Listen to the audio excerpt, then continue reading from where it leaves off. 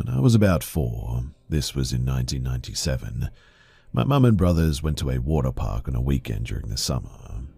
The park was set up so that you would walk through the entrance and run directly into a food court with the little information or map station there. To the left was inside an arcade area with a roller coaster, a little one, directly outside of it, and behind the arcade building was an enormous wave pool.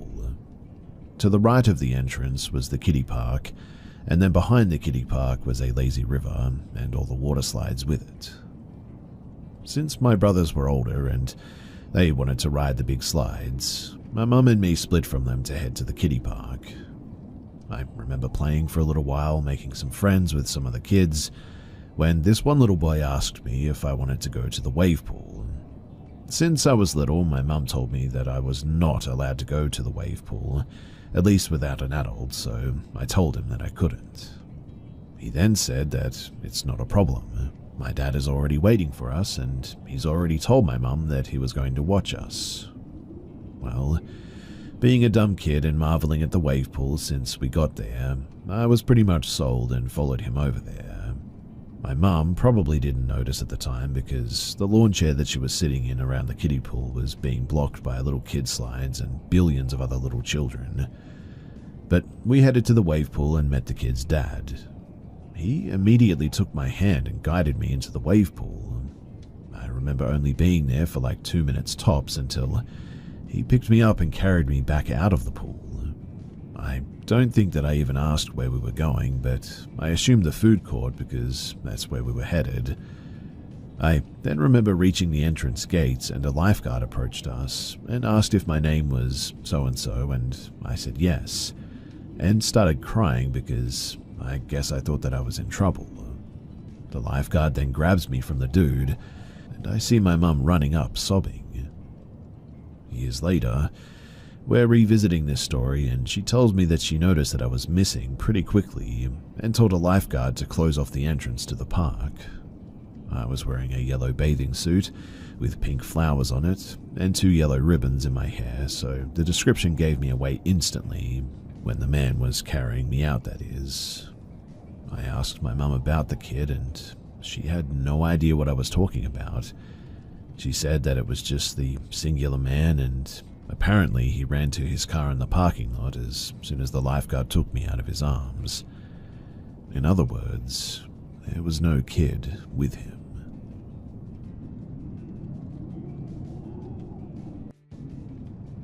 One night, while I was about 17 or maybe 18, I was living in this old Victorian home on the top floor. I lived alone. You could afford to live alone back then. And it was a creepy place. I loved the upstairs. It was very nicely done, and it was only $279 a month, close to the downtown of the city that I was living in. Now, one night, I was unexpectedly in for the evening. I had a full-time job, a part-time job as well, and a very active social life, so being home alone was pretty rare for me. It was raining very hard that day, and I remember looking outside and watching the puddles get bigger and bigger. I went to bed quite early. Suddenly, though, I woke up abruptly after what felt like I had been sleeping for a long time. It was completely dark, almost pitch black in my bedroom. There was just a bit of light in the corner of my room from the streetlight outside. I looked at my digital bedside clock. I had only been asleep for 5 minutes at the most, though. I kind of got chills then, and I heard what I can only describe as like a hissing sound. I looked up to the ceiling of my bedroom, and there was a black blob-like form that was just moving and changing size and slowly making its way to me. By the time the realization that it was coming to me hit me, I became unable to move my limbs, my body. I could not talk or scream. I just laid there unable to do anything but watch it get closer to me. When it reached me, it just kind of settled on me. I could feel its weight. I couldn't close my eyes. I so desperately wanted to, but I just couldn't. The terror that I felt cannot be described, though. The evil that I felt from this form was immense. And I have not felt anything like this, that kind of evil in my life ever. After what seemed like hours, though, suddenly it was gone. My room got brighter and I was able to move again. I checked my clock, but again, only 5 minutes had passed. This experience happened 2 more times while I was living in that old Victorian house. I later learned, though, through research at the library, that I had apparently been visited by an incubus. When I returned to the city that I grew up in and lived in that house, I drive by it. It's still standing, and I don't know if it's divided up into 3 separate apartments now, but it's a lot more run down, that's for sure. A lot of strange things would happen in those rooms. Things would go missing, and I'd find them in very odd places. And as far as I'm concerned, that house, it's definitely haunted.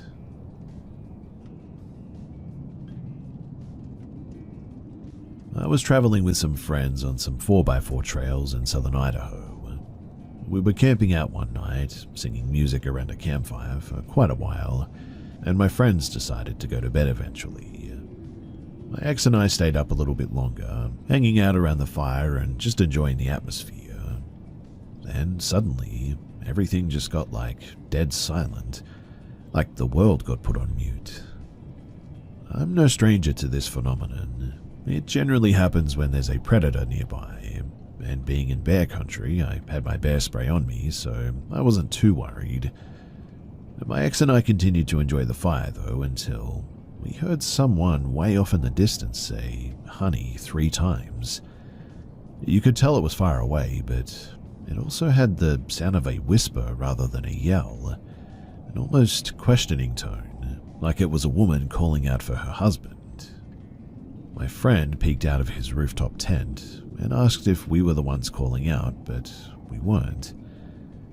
The weirdest thing, though, is that it just didn't sound right.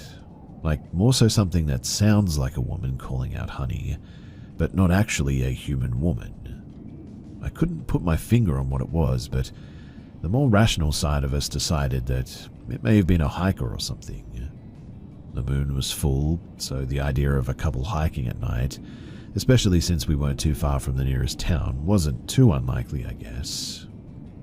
My friend and his girlfriend, they decided to rejoin us for a little bit, and they also commented on the lack of wildlife sounds. We sat for a few more minutes before, again, hearing that honey sound. My friend agreed that it didn't sound right at all. He called out hello just in case there was some poor lost woman somewhere, but nothing responded. A few minutes later, we heard the same call, but from the complete opposite direction. With how far it sounded, there was just no way some lost hiker could have circled all the way around our camp that quickly. We lit up our floodlights, and we quickly booked it out of the area, and ended up cutting our overland trip very short. I still have no idea who or what made those noises, and it really still creeps me the heck out. Honestly, too, I'm really not sure if I'll be traveling to southern Idaho ever again. Now, I know that this sounds fantastical and wild, and honestly, I couldn't disagree. This is in fairly remote backcountry, West Virginia, which is known for being old and haunted. It was experienced entirely by the 2 of us, but the worst parts by all 4. This led to all 4 of us at some point battling personal issues in our lives that I believe stemmed directly from this encounter. The following is, at least to my memory and what I've been able to corroborate with the other people that were there, 100% accurate and true. So when I was 17, 2004, we had a bad experience camping near haunted train tunnels and sites of sudden tragic death. The history of the immediate 1 square mile area is that mother and son drowning in the creek nearby, drug dealers killed in state police shootout at a nearby hunting cabin, and many, many years before, cheap laborers had been killed building this double set of train tunnels. They were actually buried in a long-forgotten little graveyard nearby the tunnels that has since been found and restored. We decided to go camping before graduation as a friend group of 4, just to do something one last time before we all went our separate ways in life. This is a private property on the backside of a big hill around which the creek flows in a huge several-mile-long bend. A camp set up and fire going. Shortly after nightfall, my cousin and I sat back on the creek bed, maybe 20 yards away from the camp spotlight, fish in the water. We then began to hear a sort of rhythmic sloshing sound. A slosh of what sounded like somebody wading through the water, maybe halfway up to their shin deep. So we shined the light around upstream, and we then spotted symmetrically and rhythmically consistent disturbances made by what looked and sounded like invisible feet or legs sloshing toward us. When we would turn our spotlights off, it would start again. It would then stop when illuminated, and whatever it was definitely reacting to us. And this was the first Ice Bucket's stomach clench moment we knew that this was not fish and could not rationalize what was actually happening. This scared us pretty badly, but we decided best to be kept to ourselves and join the others gathered at the fire suddenly.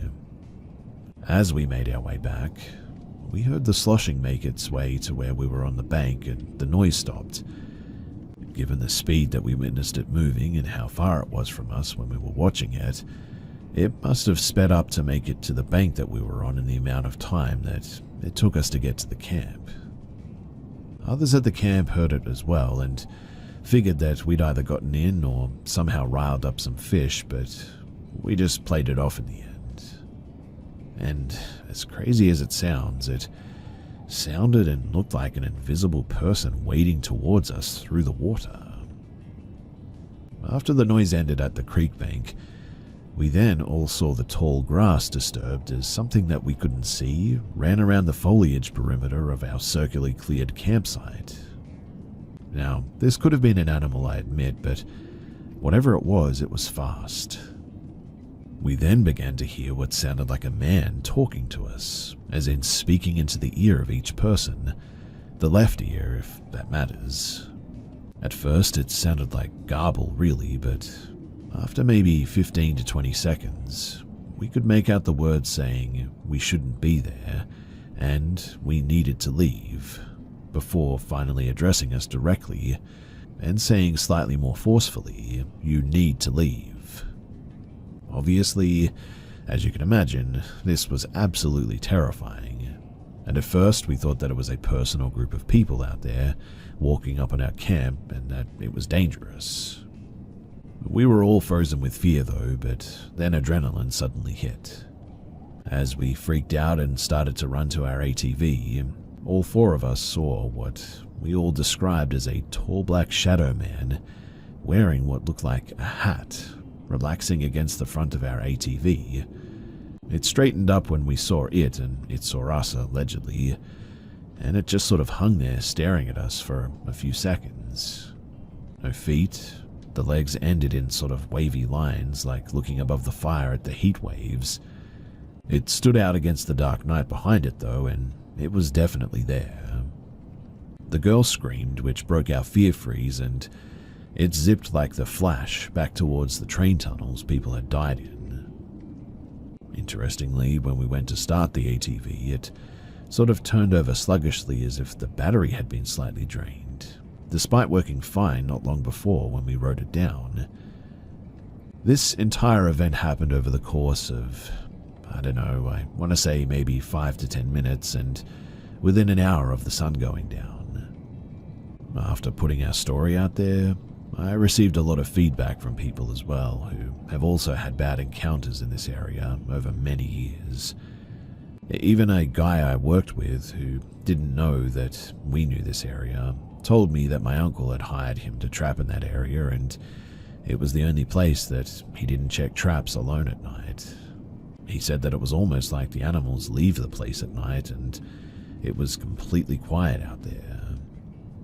No less than a month later, my uncle who owns the property was up on the hill raccoon hunting at night with a dog.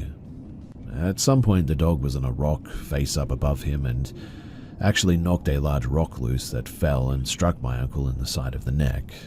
This understandably messed him up pretty bad and paralyzed almost his entire body, but he still had limited functionality in his left side. We could never figure out how he got himself back to his ATV and turned it over and drove himself out of there because, really, he just wasn't capable of that anymore. It wasn't until probably maybe 2 or 3 years later, around Halloween, when my story makes its rounds on the local Facebook groups, that my uncle texted my mother out of the blue.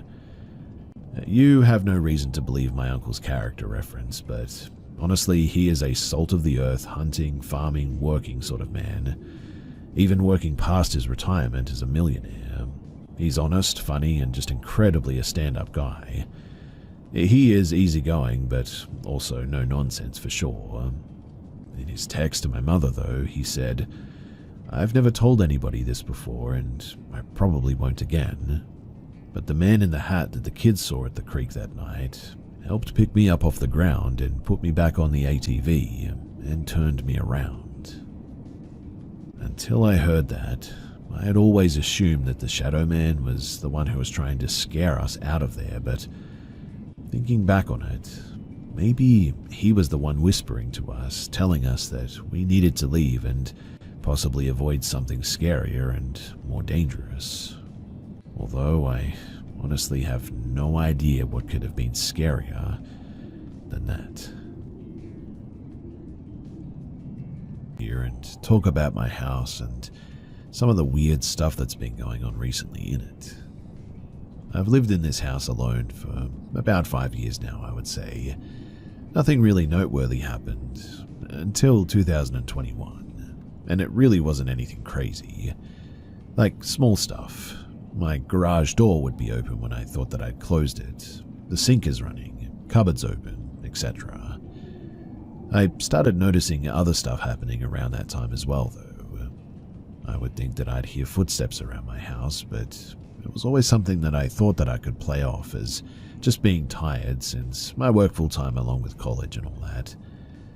It didn't happen all too often as well, so I didn't really worry too much about it.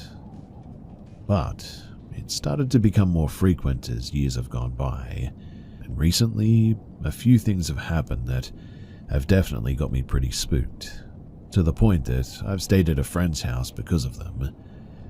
I'll share them now, but I'm really not sure what I want out of this. Maybe some clarity or something, or some advice on what to do, but yeah, here's what happened.